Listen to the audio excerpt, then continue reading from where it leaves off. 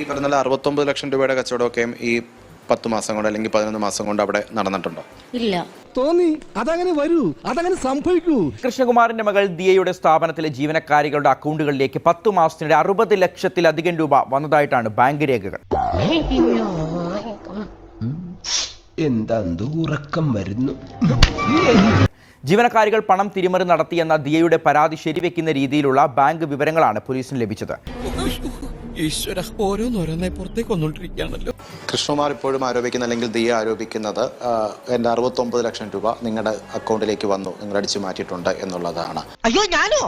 മനസ്സാ വാചാ കർമ്മണാ വേണ്ട ഉരുളണ്ട പറലണ്ട. അവരുടെ കടയിൽ നിന്ന് നമുക്ക് ക്യാഷ് വന്നിട്ടുണ്ട്.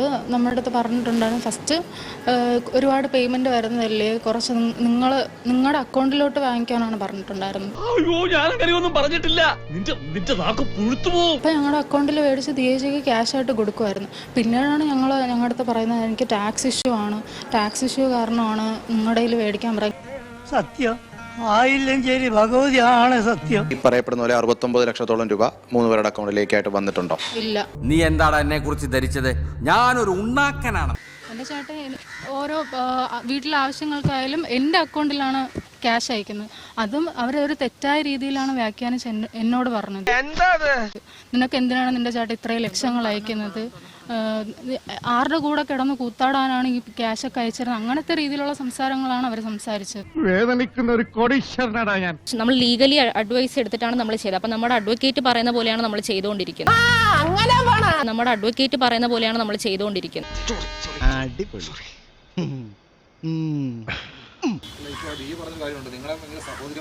ഒരിക്കലും അല്ല. ദിയക്ക് എപ്പോഴും ദിയ ഒരു മുതലാളി, നമ്മൾ എന്ന് വെച്ചാൽ പണ്ടത്തെ ജന്മിമാരുടെ ഒരു മെന്റാലിറ്റി ആണ് ദിയ. Flash back. അവരെന്റെ ഓബറോസിൽ വർക്ക് ചെയ്യുന്ന കുട്ടിയാണ്. അതേപോലെ രാത് വന്നില്ലേ?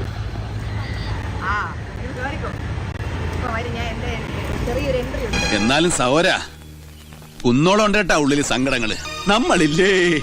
സാമ്പത്തിക തിരിമറി തെളിഞ്ഞതോടെ ദിയ കൃഷ്ണയുടെ സ്ഥാപനത്തിലെ 3 വനിതാ ജീവനക്കാർ ഒളിവിൽ പോയി എന്നാണ് പോലീസ് പറയുന്നത്. അടിപൊളി. കുണ്ടിതപ്പെടേണ്ട ചേച്ചി എന്റെ ചേച്ചി.